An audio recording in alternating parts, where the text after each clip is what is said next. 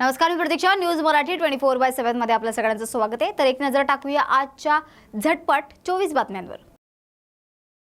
हे भेदरलेलं आणि घाबरलेलं सरकार आहे. आपला पराभव होईल म्हणून प्रत्येक मार्गाने त्यांचे प्रयत्न सुरू आहेत, असा टोला जयंत पाटील यांनी लगावलाय.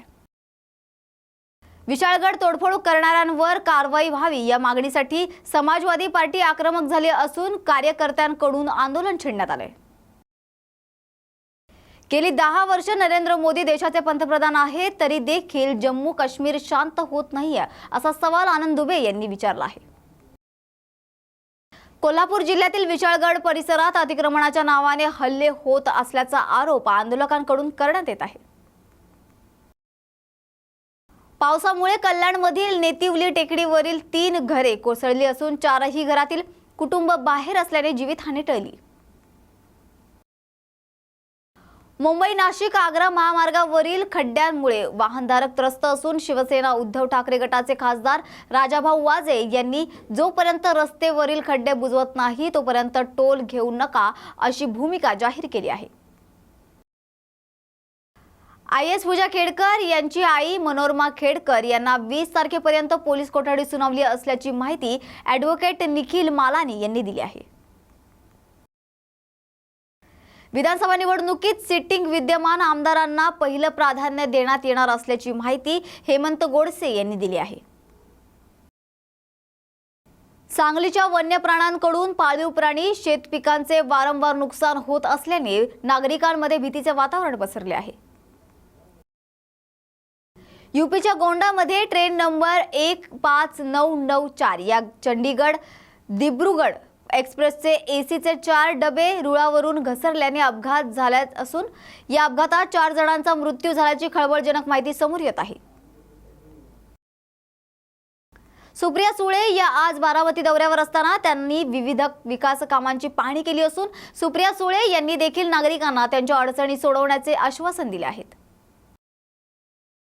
पेठ पिंपळगाव येथे किरकोळ वादातून युवकाच्या डोक्यात दगड घालून त्याची हत्या केल्याचा धक्कादायक प्रकार समोर आला आहे.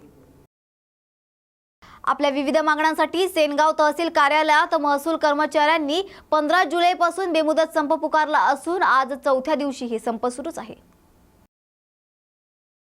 पोलादपूर तालुक्यातील चोळे हद्दीमध्ये टँकरचा अपघात झाला असून टँकर थेट धाब्याला धडकल्याने हा अपघात झाला असून यात चालकाचा मृत्यू झालाय. सिने अभिनेते सयाजी शिंदे यांच्या प्रमुख उपस्थितीत विद्या मंदिर शाळा येथे पर्यावरण संवाद चला सावली पेरूया या कार्यक्रमाचे आयोजन करण्यात आले असून या निमित्ताने सयाजी शिंदे यांनी झाडे लावून त्याचे महत्त्व देखील सांगितले आहे. विशाळगडावर तोडफोड करणाऱ्यांवर कारवाई व्हावी यासाठी समाजवादी पार्टी आक्रमक झाली असून समाजवादी पक्षाच्या कार्यकर्त्यांकडून आंदोलन छेडण्यात आले. जालना येथील राजूर रोडवरील वसंतनगर फाट्याजवळ टॅक्सी चालकाचे नियंत्रण सुटल्याने भीषण अपघात झाला असून या अपघातात 6 जण जागीच ठार झाले असल्याची प्राथमिक माहिती दिली जात आहे. केंद्रीय निवडणूक आयोगाकडून उद्धव ठाकरे यांच्या पक्षाला यापुढे निधी स्वीकारण्यास परवानगी देण्यात आली असून यामुळे ठाकरे गटाला मोठा दिलासा मिळाला आहे.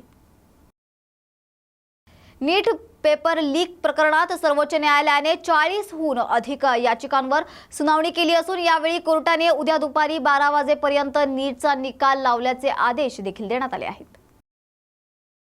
राज्य सरकारच्या शासकीय कंत्राटी भरती विरोधात युवक राष्ट्रवादी काँग्रेस शरदचंद्र पवार पक्षाच्या वतीने आंदोलन करण्यात आले आहे. 1500 रुपयात महिलांची बोळवण करण्यापेक्षा सन्मानजनक रक्कम द्या अशी मागणी आमदार ॲडव्होकेट यशोमती ठाकूर यांनी केली आहे. तर या होत्या आजच्या झटपट 24 बातम्या. अशाच महत्त्वाच्या बातम्यांसाठी पाहत रहा न्यूज मराठी 24/7.